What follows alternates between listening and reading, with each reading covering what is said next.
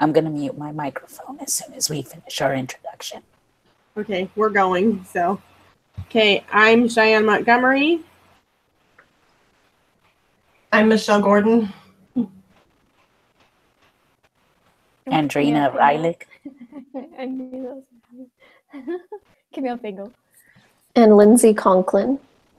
And this is our discussion for Wednesday night. Okay, so the first question is, what were your impressions of the CRC article and video by the United Nations? What about the article and videos by parental rights? One of the first thoughts I had was, one, I was really surprised. I don't know why. I guess I'm just not well informed on this, but I was surprised that the United States was not involved with it at first, because this was kind of the first time that I'd been reading about it.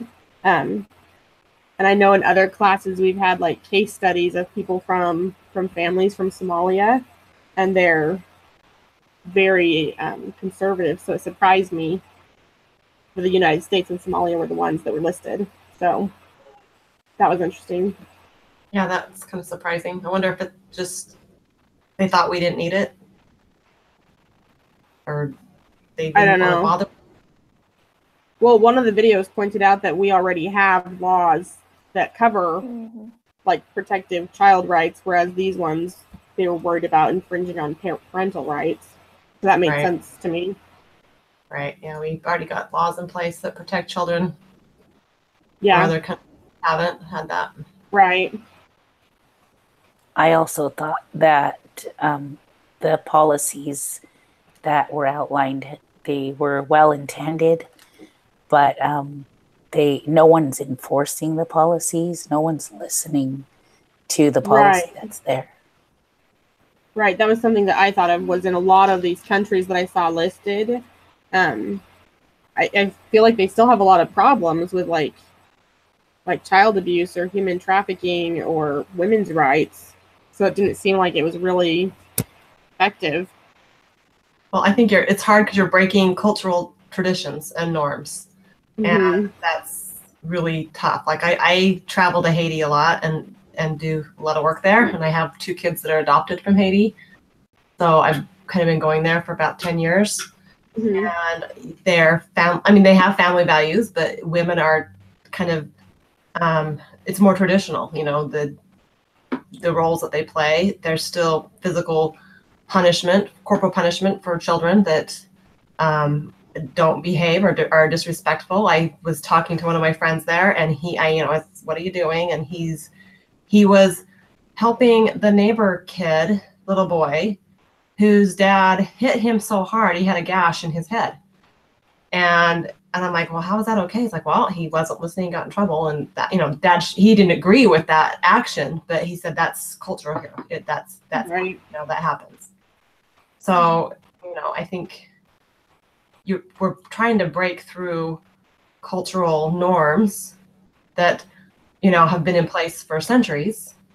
Right. So it's going to take time and education. Right. Yeah. I served my mission in Jamaica, and it's pretty similar in that sense. It's just, yeah, it'd just be really hard to implement these types of things. So yeah, I had the same thought. It's just gonna be hard, I don't know, to implement that in some countries, especially where they just don't listen to the government a whole lot. Right, or the government really doesn't even care that much, you know. I mean, they're not focused on families at all. They're just focused on, you know, most governments in those sort of third world countries are pretty corrupt. Yeah. Yeah. Agree. Okay. If you are from or have ever lived in a country where the CRC has already been ratified, what are some of the positive and negative effects you've observed as a result?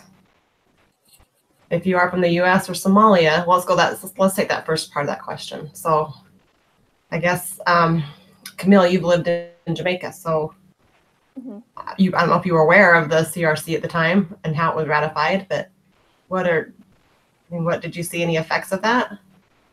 I mean, you kind of addressed that already. Not really. If they are present at all, it's not enforced, and I mean, like children, they get pretty disciplined over there, and I don't know, like it'd be very, very interesting to see, like it mentioned, if the CRC took the rights of what's the word I'm looking for, upbringing or parenting away from the parents into like the village, they said. That'd be pretty interesting to see. I don't know, because just they don't have an organized government at all, really, and it, like we've mentioned, it's very corrupt. So I didn't see any influence of it while I was there. So I don't know. It's kind of interesting. I think in some ways it could help, but some ways I just don't think. I love the Jamaican people, but I don't think they would listen. I don't know. They're very, very stubborn. So yeah. Anybody else have any experience on that? Okay, I think, you know, we have our social system here, foster care for kids, and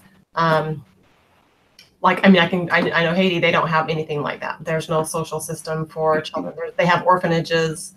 Parents can't feed, you know, but parents aren't dropping their kids off there because they don't want them. They're dropping them off there because they have no resources. They have no services. There's nothing. I mean, it's either drop my child off or we both die, you know. I mean, that's kind of the situation they're put in. It's not like, oh, I don't want this kid, so I'm taking it to the orphanage. It's, I can't feed this child any longer, and I love this child, and I want them to have a better life, so I'm going to take them to the orphanage. Right. That's a really tough spot. You know, no one here is really faced with that. We have, if we want to raise our children and we're in the poverty level, there's help available, you know, Right. and there's programs in place, and you know, safety nets that can help with that, where those other countries really don't have that. Right.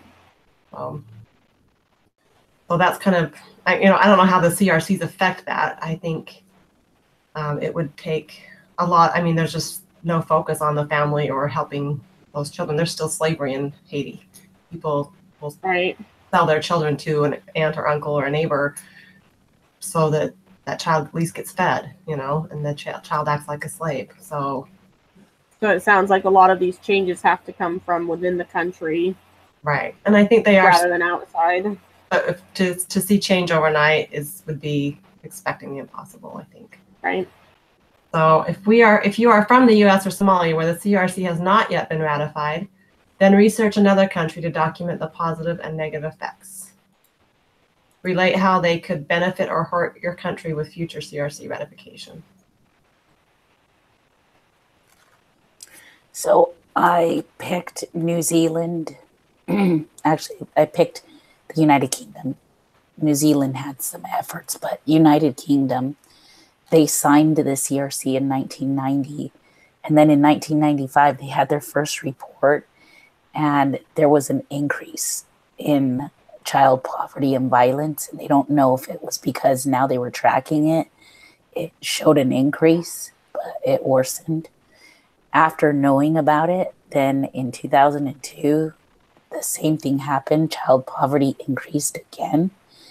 But this time, parents reported that they refused to adopt releasing the corporal punishment that the UN wanted for children. And they actually said that parents were allowed to smack, and they put that in quotations, their children.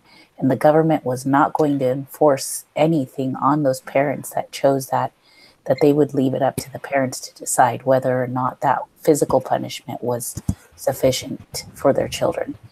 And then in 2002, they had more low support for corporal punishment because the UN was asking them to ban it in the UK, and they wouldn't. They spoke out and said, we're not going to ban it here.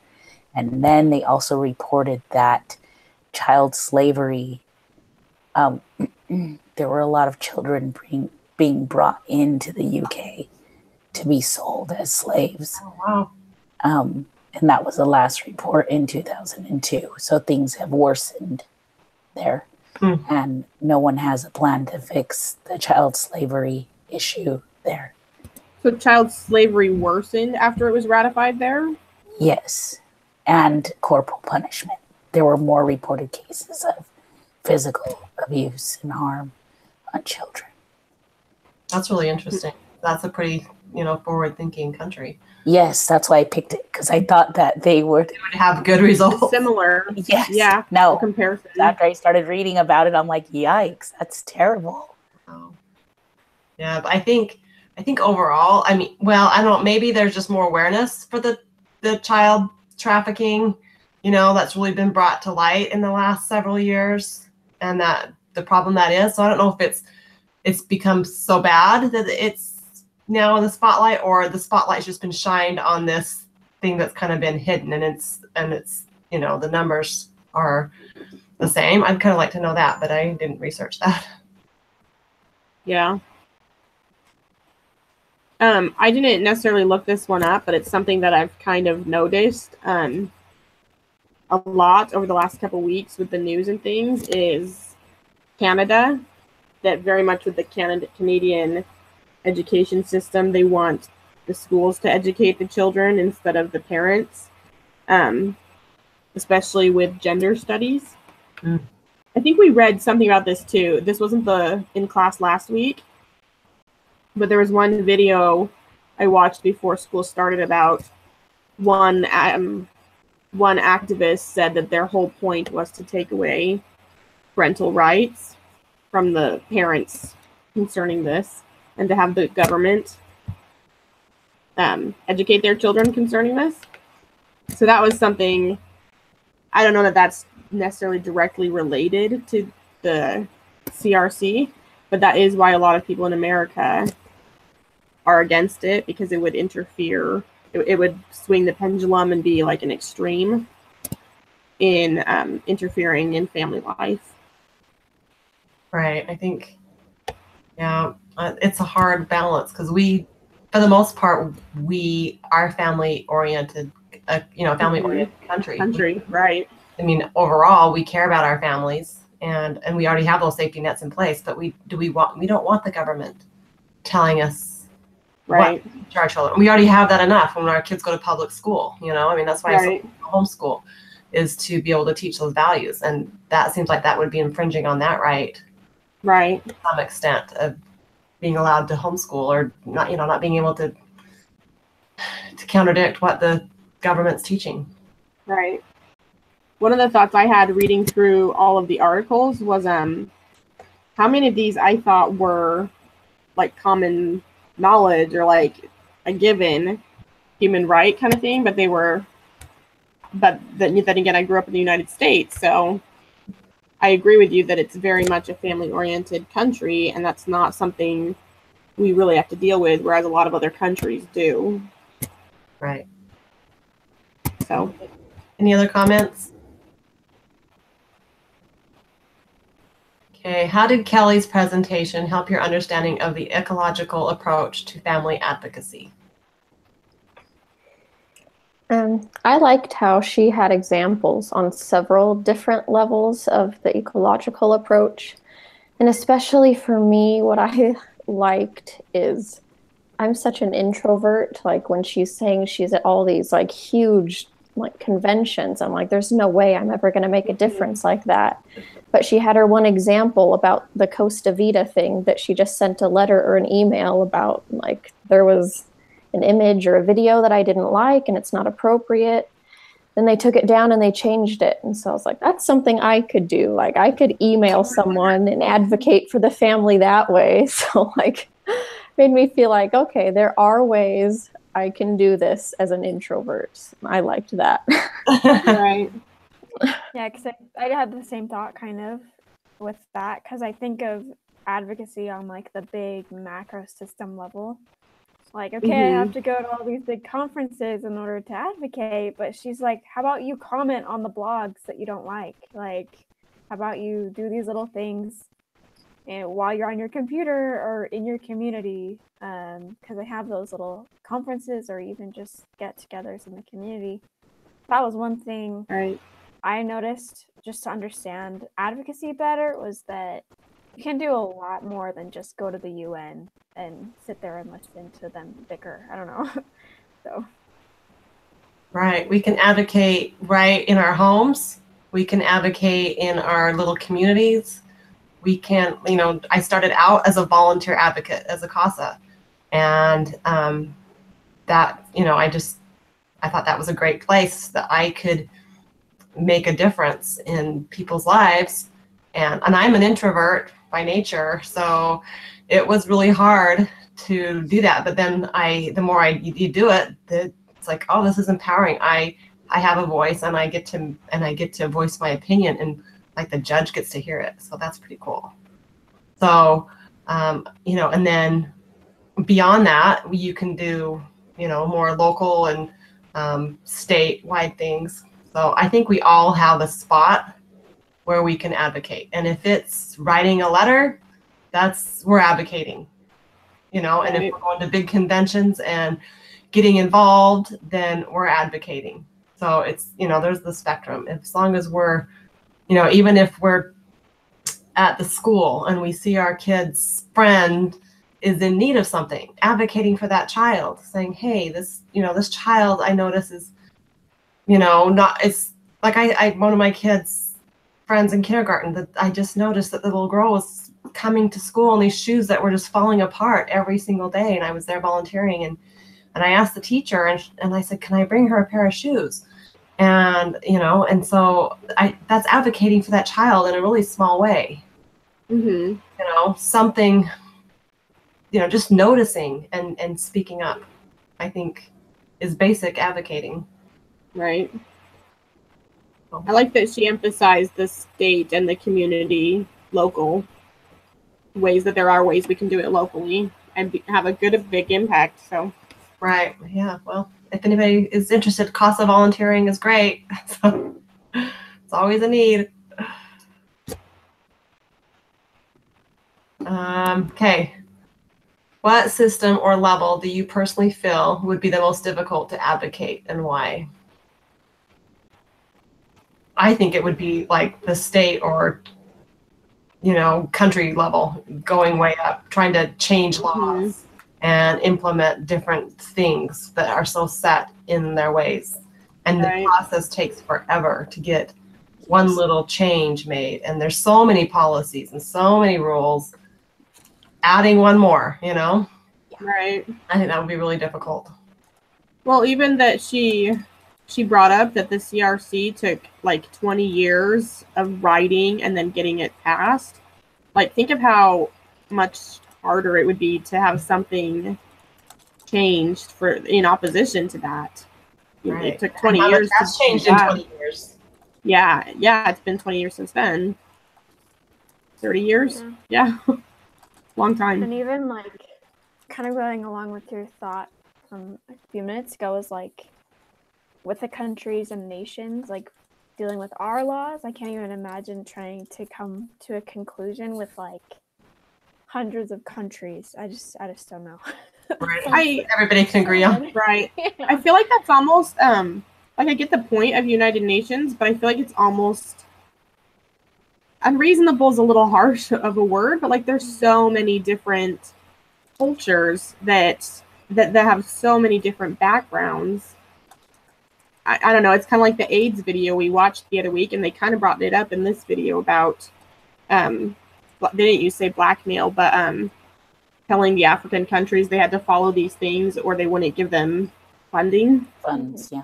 Right. So I don't know. I think there needs to be a lot more negotiation and care for individual countries than I think is what's happening, rather than just a very heavy pushed agenda. Yeah, and we still need to respect cultures. I mean, we don't want children abused, but we still need to respect other people's cultures. Right. And I think it's going about it the wrong way. Because like you guys said, it's not necessarily changing because it's a cultural thing. Right. Yeah. One thing I wanted to say about advocating, I volunteer with CASA, and I have a family that is an unwed couple. The partner doesn't speak any English and the mother doesn't speak Spanish. They refuse to agree on a parenting plan. And CASA is involved. This little kid's about 2 years old. There's no abuse. There's no neglect. They're two good parents. But because they can't agree, they're relating it back to creating like a hostile environment for the children or for the one baby boy. And I just see this and I'm like, why can't we just give the dad regular parent time? Like every other weekend and Wednesdays. Oh, because in the state of Tennessee, if you were never married, they don't have standard parent time. And where I come from in Utah, they have standard parent time. It's like whether you were divorced or you just had a kid out of wedlock, you automatically get every other Wednesday, every other weekend, holidays on the odd years, 2 weeks. Like it's what I call McDonald's Wednesday. Everybody gets it. It's a cookie cutter thing. So I expected my guy to get his cookie cutter. And I asked about that. I'm like, hey, so why can't my dad just get the standard? And they're like, oh, we don't have that. Well, how come these attorneys don't request it? Well, because the state pays them to represent these parents in this little visitation custody thing. So it's just a money racket. I was really bothered by it. I'm like, I gave the outline to an attorney that's working with the client I'm working with to show him how Utah has the standard code. I'm like, have you ever seen anything like this? Like they stamp these out 13 seconds every 13 seconds there. Want one? And he said that it would hurt the attorneys locally economically if they stopped doing what they're doing and just gave everyone this. And I said, well, then you guys would come in and do stuff like modifications. If someone's not meeting their order, then you could really get paid. Because, I mean, this is just $500 or $700, but you're doing like 1,000 of them a year. So, yeah, it's really interesting. Completely backwards. Yeah, it's ridiculous. That so when they were talking about how sometimes there's those inducements of like, well, we do it this way because there's funding that comes over here, and you look at that place that's getting the funding, oh, they're getting it from over here. So if you don't do this down here, they're going to lose their funding, period. So you have to do what you've got to do down here so that they still get some money. They'll send you some money, but they're going to get theirs first. Right. And so I'm just like, man, this finest. Yeah. So I don't know. Now I have like, I told my husband, we're going to go up to Dayton. I'm going to get my degree. I really want to come back here and lobby for parents to just have standard parent time, because who loses? The kids. Right.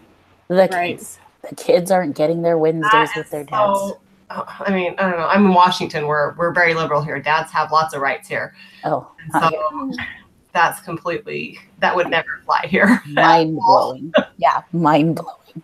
Like I almost roll over every time I see a dad. And my CASA field supervisor is like, you're always fighting for dads. You're doing such a good job. And I'm like, someone's got to. So who's gonna do it? I mean, and you never want to be that girl who's like, oh, she hates women. But I'm like, it's not that. Who's gonna stand up for these guys? It's sad. Well, and you mentioned it's really about the kids. The kids are the ones who aren't. Yeah, getting it. I feel bad for the kids. I mean, I've represented so many kids that they don't get to see their dads, and the moms all relate it back to child support. He's not paying child support. I'm like, one has nothing to do with the other. The parent time and child support are two different things. Right. Yeah. Got to see your dad. Got to see your mom. There's moms. I fought for moms in the same boat. But it's crazy how I'll say more custodial parents. So does that, does your CASA work extend further out than kids in foster care? Because they're not coming in the system because of that. Yeah, so I do foster care. We have such a need for CASA. We only have 22 volunteers. Last year, our office did 1,050 cases. I mean, I have 4 cases right now.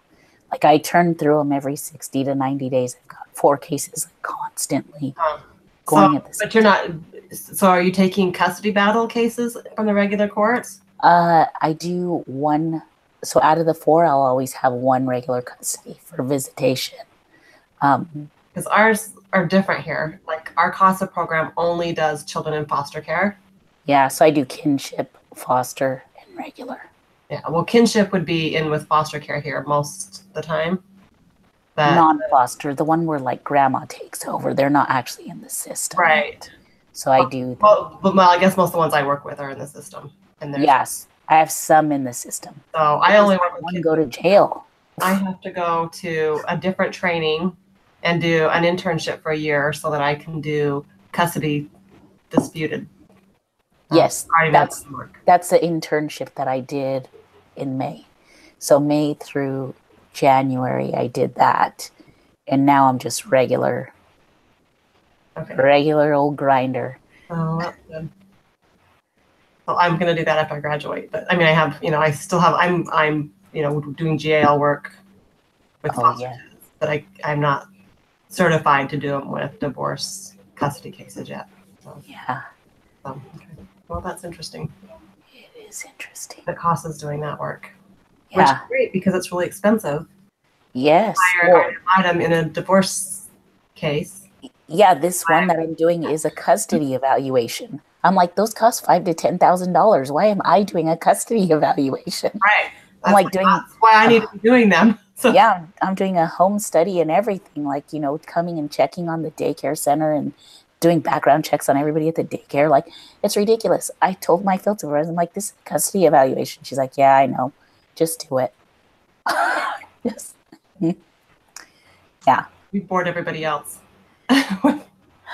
Yeah, so the attorneys are staring at me like, stop, please, don't do any more. Let us get paid. I'm like, you guys need to fix this law. That's great. Advocate. Okay, we're done with our personal chat here. Sorry.